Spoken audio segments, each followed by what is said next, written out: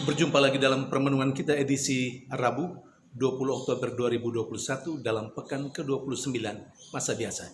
Bacaan-bacaan liturgi hari ini, bacaan yang pertama dari surat Rasul Paulus kepada jemaat di Roma bab 6 ayat 12 sampai 18 dan bacaan Injil dari Injil Lukas bab 12 ayat 39 sampai 48. Rasul Paulus dalam bacaan yang pertama hari ini mengingatkan jemaat yang di Roma untuk tidak menghambakan diri pada dosa.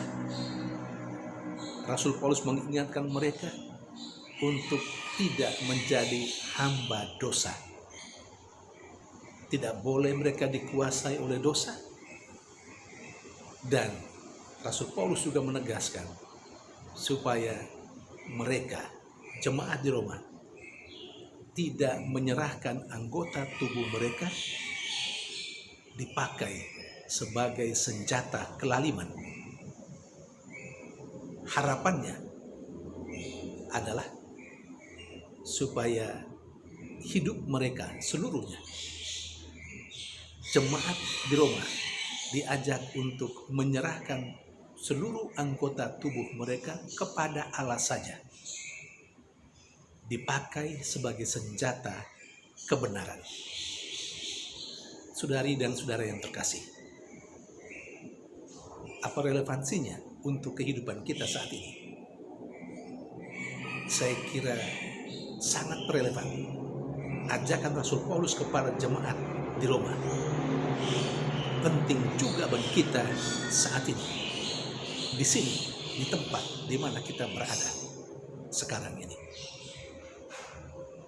Pembaptisan yang telah kita terima menjadi sebuah momen di mana tanpa kita sadari ataupun kita sadar, kita sesungguhnya, sebenarnya menyerahkan diri kita seluruhnya kepada Allah saja.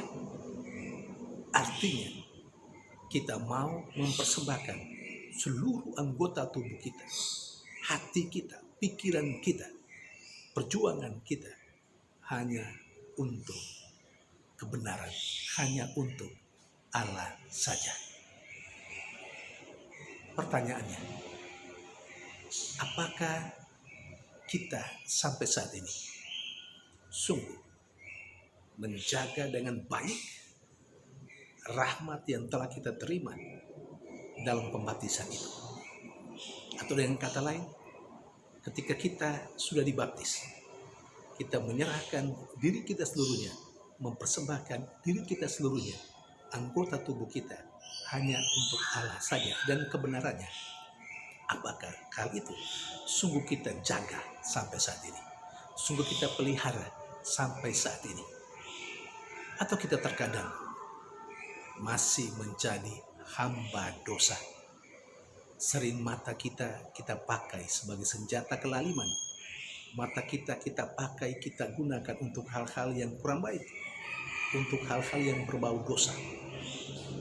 Mungkin juga telinga kita sering kita pakai untuk mendengarkan hal-hal yang tidak bagus. Mungkin juga mulut kita gunakan untuk hal-hal yang tidak berkenan pada Allah, untuk dosa. Saudari dan saudara yang terkasih, kita diingatkan kembali untuk mengingat sejarah kehidupan beriman kita ketika kita dibaptis. Di sana, saat itulah kita mempersembahkan hidup kita, diri kita seluruhnya, waktu kita, tenaga kita untuk Tuhan, dan melakukan hal-hal yang baik, hal-hal yang benar di hadapan Tuhan dan sesama kita. Terkadang kita kurang berkanjang, kita kurang telaten bertahan dalam hidup yang benar di hadapan Allah. Kita sering menggunakan anggota tubuh kita untuk hal-hal yang berbau dosa. Kita sering menjalani kehidupan kita atau menggunakan diri kita bukan untuk Allah, tetapi untuk melakukan hal-hal yang melawan kehendak Allah. Saudari dan saudara terkasih, sesungguhnya banyak orang telah mengetahui apa yang disebut dengan dosa, apa yang baik dan benar, dan apa yang tidak baik dan tidak benar, apa yang merupakan dosa. Banyak orang punya pengetahuan tentang itu, tetapi jarang orang menggunakan pengetahuan yang benar itu untuk dihayatinya dalam kehidupan sehari-hari. Nah, ketika kita memiliki banyak pengetahuan, termasuk pengetahuan secara moral, artinya kita tahu mana yang baik dan benar, mana yang berdosa atau mana yang dosa, mana yang tidak. Tetapi terkadang, walaupun kita tahu itu salah, itu tidak benar, itu dosa, tapi kita melakukannya. Nah, kata-kata Yesus yang disampaikan kepada para muridnya dan kita semua yang mendengarkan atau yang merenungkan perikop Injil suci, Injil untuk hari ini, kita diingatkan bahwa yang diberi banyak akan dituntut banyak, yang dipercaya banyak akan dituntut lebih banyak lagi darinya. Orang yang tahu bahwa apa yang dia lakukan mendatangkan dosa, tetapi dia melakukan itu, berarti dia melakukan dalam kesadaran.